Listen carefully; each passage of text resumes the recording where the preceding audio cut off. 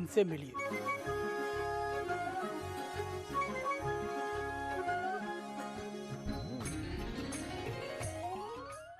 इनसे मिलिए कार्यक्रम में आज हम चर्चा करेंगे स्वच्छ भारत मिशन योजना के अंतर्गत जयपुर जिले के जाहोता गांव की, जो कि जयपुर जिले की जालसू पंचायत समिति में पड़ता है।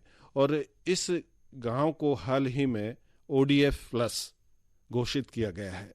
अब ये ODF प्लस क्या होता है, किस तरह से इसके लिए मेहनत की गई और कब, क्यों और किस लिए इसको घोषित किया गया है, किस तरह से इस गांव को ODF प्लस घोषित किया गया, इसकी जानकारी देने के लिए हमारे साथ हैं श्याम प्रताप सिंह राठौड़। आप सरपंच हैं जाहोता के और जाहोता पंचायत समिति जालसू में पड़ता है। श्याम जी, आकाशवाणी के इस कार्यक्रम में आपका स्वागत है। नमस्कार। धन्यवाद सर। आप युवा हैं, जोश से लबरेज हैं, कुछ करना चाहते हैं और सरपंच हैं, तो एक ग्राम पंचायत की पूरी जिम्मेदारी आपके ऊपर है जी। किस तरह से आपने अपना मिशन बनाया? सबसे पहले तो आपने कब ये सोचा कि मुझे इस गांव का सरपंच बनना है और कुछ करना है? कैसे ये भावना आपके अंदर आई?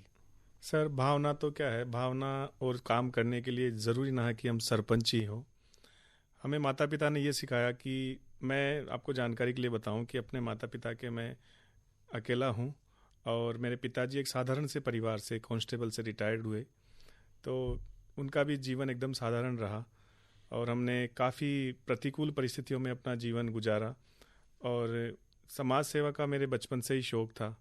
पिताजी भी चाहते थे कि उनका बेटा डॉक्टर इंजीनियर ना बने, वो कुछ ऐसा काम करे कि उनका नाम हो, हमारे परिवार का नाम हो। तो उसके लिए मेरा बचपन से ही हमें जो संस्कार मिले उसमें सेवा भाव शुरू से जुड़ा हुआ था। स्वच्छता का मेरा शुरू से ही टारगेट था कि गांव साफ स्वच्छ होने चाहिए, सुंदर होने चाहिए।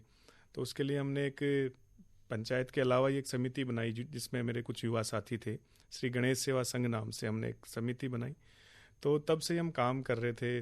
फिर हमारे क्या था, सबसे बड़ी प्रॉब्लम थी कि हमारे गांव में बहुत ज़्यादा बंदर होने की वजह से ग्रीनरी एकदम ख़त्म होती जा रही थी। तो हमारा संगठन, हम काम करते करते हमने बंदरों के लिए व्यवस्था की कि उनको यहाँ से इकट्ठा करवा के हम किसी अलवर के वहाँ पे एक जगह थी, वहाँ पे हमने छुड़वाया। तो वो जो काम था वो लोगों के दिल में, जहन में बैठ गया। तो जैसे कि सरपंच सब होते हैं, अब जनता को अपेक्षा सरपंच से रहती है कि कोई सरपंच आएगा, वो हमारे गांव के लिए भी सोचेगा। अक्सर क्या होता है कि व्यक्तिगत स्वार्थ में डूबकर कई गांव पिछड़ जाते हैं। तो मेरा जो प्रयास रहा शुरू से, गांव वालों की अपेक्षा इतनी रही कि आपसे कुछ उम्मीद है, और सौभाग्य ये रहा कि जो हमारे चुनाव रहे वो भी हमारे क्षेत्र में सबसे ज़्यादा वोटों से हमारी जीत रही। जैसे मैंने 27 जनवरी 2020 को मेरा पदभार संभाला था और 29 जनवरी का हमने स्वच्छ जाहोता अभियान करके कार्यक्रम की शुरुआत की, जिसमें सभी युवा साथी, हमारे वार्ड पंचगण, सब ने मिलकर हमने ये तय किया कि गांव में जितनी भी गंदी जगह हैं उनको हम स्वच्छ के साथ साथ और अच्छा ऐसा कैसे बनाएं कि वो वापस गंदा ना हो। तो उसके लिए हमारी टीम में ही थे, थोड़े अनुभवी हैं, तो उन लोगों ने मुझे बताया कि अगर हम गंदी जगहों को अगर सेल्फी पॉइंट तक हम बना पाए तो फिर वो वापस गंदी नहीं होगी। क्योंकि गंदी जगह वो ही हो सकती है जो सर्वसाधारण के लिए इजी अप्रोच होती है, जहाँ का कोई, मैं तो राजस्थानी भाषा में कहूँगा, जिसका कोई धनी धोरी नहीं होता, वो जगहें अक्सर गंदी हो जाती है। तो हमने उनको सेल्फी पॉइंट तक तैयार करने का प्लान किया। इस प्रकार हमने लगभग हमारे गांव में 16 जगह ऐसी थी जो बहुत ज़्यादा गंदी थी, उनको हमने प्लान किया कि इसको हम सेल्फी पॉइंट तक तैयार करते हैं। तो हमने जैसे एक एक जगह ली, उसको हमने खुद मिल के साफ़ सफाई की। वहाँ पे कुछ हमारे बनी ठनी की पेंटिंग्स थी, मुगल आर्ट्स की कुछ है, या अपने राजस्थानी मांडने हमने बनाए। वहाँ बैठने के लिए हमने सीमेंटेड कुर्सियाँ वगैरह बनाई। तो ये सब होने पर काफ़ी अच्छा गांव थोड़ा थोड़ा अच्छा दिखने लग गया। फिर ऐसे में हमारा सौभाग्य रहा कि हमारे यहाँ जिला परिषद से CO थे डॉक्टर आमिर अतर सर, उनका हमारे एक विजिट रहा गांव में। उन्होंने आके देखा, तो हमने उनको आफ्टर बिफोर की कुछ फोटोग्राफ्स दिखाई, तो उन्होंने हमारे काम को काफ़ी अप्रिशिएट किया और उन्होंने हमारे को बताया कि एक SLWM करके योजना आती है, सॉलिड लिक्विड वेस्ट मैनेजमेंट, उस पर गवर्नमेंट काफ़ी काम करना चाह रही है। अभी हमारे राजस्थान में उस पर काम नहीं हुआ। तो हमें एक अच्छा टास्क मिल गया कि जैसे हम साफ़ कर रहे हैं, तो अगर हम ठोस और तरल कचरा प्रबंधन पे हम काम करेंगे तो और कुछ नवाचार भी होगा और गांव शायद और अच्छा कम कर पाए। तो उसके लिए हमने सर्वप्रथम जो कचरा पात्र हमने मतलब जन सहयोग से कचरा पात्र स्थापित करवाए। उसके अलावा हमने डोर टू डोर कचरा कलेक्शन के लिए एक ट्रैक्टर ट्रॉली की व्यवस्था की, जिसमें हम डोर टू डोर कचरा कलेक्शन करते और उसके एवज में हमें वहाँ से हमने एक उनके लिए एक पैसा का फीस भी रख दी कि जिसमें लगभग 100 रुपये प्रति घर से हमने स्टार्ट किया। तो ये सब ज़्यादा कॉस्टली था कि एक घर से 100 रुपये ज़्यादा होते हैं, तो फिर लेकिन हमने धीरे धीरे प्रयास करते करते उनको काफ़ी कम कर दिया और अब जाके हमारी ये व्यवस्थाएं धीरे धीरे सही हो गई। वैसे ही हमने जो बहते जल के लिए हमने प्रयास किया कि नालियां हम बनाएं, पहले से काफ़ी अच्छी बनी हुई थी और मेरे से पहले भी सरपंच आए, उन्होंने भी काफ़ी प्रयास किए, लेकिन वो शायद ये ODF प्लस मेरे नसीब में था, इसलिए उनका काम का भी मेरे को काफ़ी सपोर्ट मिला। आज भी वो लोग मेरे सपोर्ट में खड़े हैं, मेरे साथ हैं। और जो ये ODF प्लस घोषित हो पाई है उसके लिए सबसे बड़ा अगर योगदान मानते हैं तो हमारे जो गांव की एकजुटता है, लोग एक सिद्धांत और एक विचारधारा पे काम करना चाह रहे हैं, ये हमारा सौभाग्य है। श्याम प्रताप जी, आप सरपंच हैं जाहोता पंचायत समिति के, आपको बहुत सारे लोग सुन रहे हैं इस समय जी। किस तरह से आपने प्रयास किया ये तो आपने बताया, लेकिन थोड़ा सा अपन और विस्तार से बात करें उससे पहले आपकी जो ग्राम पंचायत है जी। उसकी संरचना, लोगों की आर्थिक स्थिति कैसी है, बसावट कैसी है, ये भी बहुत कुछ निर्भर करता है गांव की स्वच्छता को लेकर, तो इसके बारे में भी आप बताएं। जी, गांव की बसावट तो मैं तो इस प्रोग्राम के माध्यम से आप सबको ही एक निमंत्रण देना चाहूँगा कि अगर आप हमारे गांव पधारें तो आप इसको और अच्छे से देख पाएंगे। लेकिन अगर शब्दों में बयान करना चाहूँ तो मेरा सौभाग्य है कि मुझे एक व्यवस्थित गांव पंचायत क्षेत्रफल की दृष्टि से, भौगोलिक दृष्टि से और व्यवस्थित एक पंचायत हमें मिली, जिसमें एक छोटा सा कस्बा है। और जहाँ तक गाँव के हम इतिहास की बात करते हैं तो हमारा गाँव बहुत ही पुराना गाँव था। हमारे मतलब पूरे आमेर की सबसे पहली PSC हमारे जाहोता में थी। यहाँ पे 1948 से हमारे स्कूल, जो उस वक्त मैट्रिक स्कूल हमारे यहाँ चालू थी, जो कि पूरी विधानसभा की पहली स्कूल थी। उसके अलावा जैसे हम देखते हैं तो कस्बा है हमारा जिसकी पूरी आबादी लगभग 7,000 के लगभग है, जिसमें 2 राजस्व गांव हैं, एक बाढ़ जाहोता, एक ढाणी फतेहपुरा भी है जिसको हम राजस्व गांव की प्लानिंग कर रहे हैं। उसके अलावा द्वारिकापुरा एक राजस्व गांव है। तो जैसे लगभग हमारी 50% आबादी तो कस्बे में रहती है, उसके अलावा 50% आबादी है जो कि किसान भाई हैं, जिसमें यादव, जाट सभी समाज के लोग हैं जो ढाणियों में बसे हुए हैं। इस प्रकार से, और आर्थिक दृष्टि की बात करते हैं तो हमारे किसानी ही सबसे महत्वपूर्ण काम है। और इतिहास अगर देखते हैं तो काफ़ी पुराने ज़माने से हमारे दाबू प्रिंट का काम हुआ करता था, जो नेचुरल डाई से है, जिसको हम अभी काफ़ी प्रमोट करने का प्रयास कर रहे हैं। यानी एक पूर्ण ग्राम है जो आर्थिक रूप से संपन्न है और काफ़ी प्राचीन है। जी। अब बात फिर से आते हैं वहीं स्वच्छता पर। जी।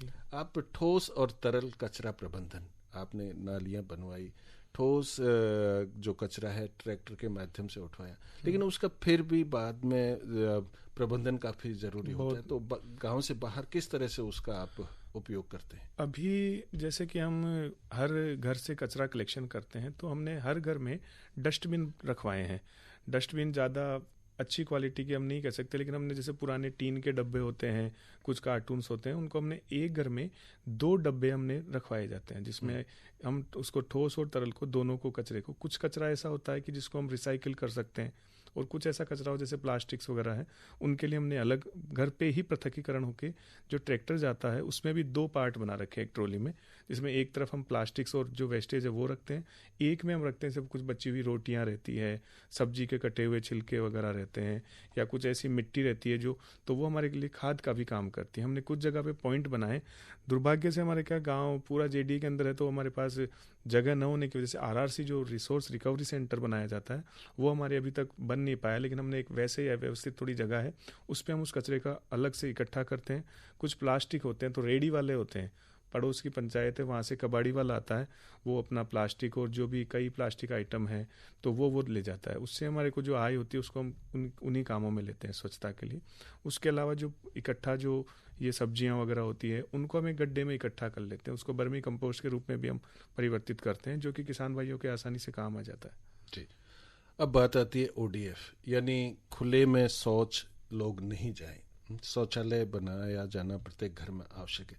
माननीय प्रधानमंत्री जी का भी ये सपना रहा है कि भारत खुले में शौच मुक्त देश बने। जी। तो इसके लिए आपने क्या किया, इसके बारे में भी हमारे श्रोताओं इसके लिए मैं आप बताना चाहूँगा कि ODF और ODF प्लस दोनों अलग चीज़ें हैं। ODF का मतलब होता है ओपन डिफेक्शन फ्री विलेज। ये हमारा 2017 में हो चुका था, जिसमें हमारे हर प्रत्येक घर में शौचालय थे।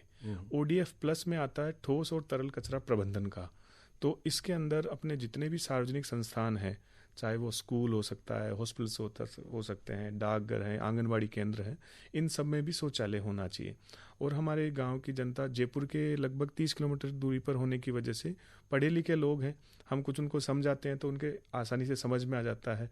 तो हर घर में शौचालय है। और अब हम ड्यूल पिट शौचालय का भी निर्माण करवाने जा रहे हैं। हमने कुछ 1-2 बना लिए हैं। अब जो भी शौचालय बनेंगे हमारे गाँव में, वो हम 2 खड्डे वाले बना रहे हैं। तो शौचालय का तो बहुत ही उपयोग है और गांव वाले ये समझ चुके हैं। जी जी, निश्चित रूप से सभी आजकल तो वैसे दूर अगर कस्बा भी है, दूर गांव, छोटी ढाणियां, तो वहाँ भी शौचालय बनाए जाने लगे हैं और खुले में नहीं जाते हैं। आपने बिल्कुल ODF प्लस और ODF दोनों का अंतर समझा दिया, और ये भी जानना आम लोगों के लिए बहुत ज़रूरी है प्लस में क्या है। प्लस में कचरा प्रबंधन मुख्य रूप से आता है। एक आदर्श ग्राम पंचायत है, आपके भी कुछ सपने होंगे, क्योंकि एक तो आपने जो ODF प्लस वाला था ये तो आपने पूरा कर लिया है। इसके लिए ये तो एक सीडी है जो हमारी एक सीडी, इसके लिए तो आप बधाई के पात्र हैं। अब आगे क्या प्लानिंग है? पहले क्या होता था, लोग गांवों से शहरों की तरफ आते थे, लेकिन आजकल एटमॉस्फेयर मान लो या हर सुविधा गांवों में होती है। तो जैसे मेरी भी कई प्रशासन में भी बात होती है, तो शहरीकरण, हम ये नहीं कहते कि शहरीकरण नहीं करना चाहिए, लेकिन एक गांव जैसे भी रहना चाहिए। उसमें मूलभूत सुविधाएं और जितनी भी आवश्यकताएं वो हो, लेकिन एक गांव को गांव बने रहने देना चाहिए। आजकल प्लांटेशन पे गांव में काफ़ी काम हो रहे हैं, तो ये सब चीज़ें गांव में ज़रूरी है कि हमें एक अच्छा वातावरण और एक अच्छा साफ सुथरा गांव हमें मिलना चाहिए। जी, डिजिटलाइजेशन भी हो गया आज, नेट वगैरह जहाँ भी आप टावर नेटवर्क वगैरह सबकी बढ़िया है आज, तो वो भी एक बढ़िया बेनिफिट है कि हम लोग गाँव में जाके अपने जो शहर में काम कर सकते हैं वो सारे गाँव में जाके भी कर सकते हैं एक अच्छे वातावरण में। जी जी, अभी कोरोना काल रहा, लोग काफ़ी परेशान रहे, गाँव में भी काफ़ी लोग इससे प्रभावित हुए। किस तरह से आपने व्यवस्था की? देखिए, पूरे गांव में थोड़ा सा जागरूकता की वजह से क्या रहा कि हमने कोरोना की जो दूसरी लहर आई उससे पहले ही हमने कोर कमेटी का वो कर लिया था संपादन, जिसके अंतर्गत हमने पूरी एक टीम बनाई, जिसमें आंगनबाड़ी की महिलाएं थी, हमारे प्रिंसिपल सर थे, डॉक्टर साहब थे हमारे, उसके अलावा पटवारी जो राजस्व से थे, उसके अलावा पंचायत की टीम हुआ करती थी। हमने कोर कमेटी बनाई और जहाँ भी हमें गांव में लगा कि किसी घर में किसी के सर्दी खांसी जुकाम कुछ भी छोटी सी प्रॉब्लम रही, तो हमने उनको एक किट मुहैया करवाया, जिसमें नॉर्मली जो जितनी दवाइयाँ कोरोना काल में भी जो ले सकते थे वो हमने पहले से उनको मुहैया करवा दी। तो हमारा सौभाग्य रहा कि हमारे गाँव में कोई बड़ी कैजुअल्टी या कुछ ऐसी बड़ी दुर्घटना हमारे नहीं हुई। कुछ पॉजिटिव्स आए, लेकिन वो अगले वीक वापस नेगेटिव हो गए। तो ये भी ईश्वर की कृपा रही हमारे गांव पे कि ये कोरोना का भी हमारे गांव में कोई मार नहीं पड़ी। और रही बात वैक्सीनेशन की, तो वैक्सीनेशन भी हमारा जाओता PSC पुरानी होने की वजह से वैक्सीन भी पर्याप्त समय पर आती रही। लगभग हमने 3900 लोगों के हमारे यहाँ वैक्सीन लग चुकी है, जो कि एक बहुत अच्छी मात्रा है। पूरे आमेर में काफ़ी अच्छी स्थिति पर आज हम हैं। जी, अब आप एक सरपंच होने के नाते मैं तो यही कहूँगा कि आपके जिस तरह से आपने ODF प्लस अपनी ग्राम पंचायत को घोषित करवाया है, और जो सरपंच हैं राजस्थान के सभी, उनके लिए क्या कहना चाहेंगे? एक्चुअली क्या है, एक सरपंच को मैं इस प्रोग्राम के माध्यम से कहना चाहूँगा कि सरपंच अपनी जिम्मेदारी का अगर अच्छे से वहन करे तो वो अपने गांव को बहुत अच्छी दिशा में ले जा सकता है। कि उसमें उसको थोड़ा सा समर्पित भाव होकर निस्वार्थ भाव से थोड़ा सा मेहनत करने की आवश्यकता है, क्योंकि ये जो गाँव जनता है हमें वोट देके हमें किसी उद्देश्य से हमें एक सरपंच की सीट पे बिठाते हैं। अगर हम थोड़ा सा प्रयास करें और सरकार की योजनाओं को आम जन तक पहुंचा दें तो एक गांव एक अच्छी दिशा में जा सकता है। और जैसा कि आप जानते हैं कि हमारा देश ग्रामीण प्रधान देश है, यहाँ 70% जनसंख्या है जो गाँवों में निवास करती है। विकास की बात करते हैं हम, चाहे कितनी बड़ी बिल्डिंग्स वगैरह बना लें, लेकिन अगर गाँव हमारे विकसित नहीं होंगे तो हमारा देश भी विकसित नहीं हो सकता। तो सभी सरपंच साथियों से यही कहना चाहूँगा कि वो निस्वार्थ भाव से सेवा का जो उनको मौका मिला है 5 साल का, उसमें वो काफ़ी कुछ कर सकते हैं। निश्चित रूप से आपकी बात सुनकर कुछ लोगों पर प्रभाव पड़ेगा। पूरी आकाशवाणी टीम का भी मैं धन्यवाद दूंगा कि मुझे मेरे जीवन का पहला इंटरव्यू रहा और मुझे भी काफ़ी अच्छा लग रहा है, मेरी बात आम जन तक पहुंच रही है। धन्यवाद।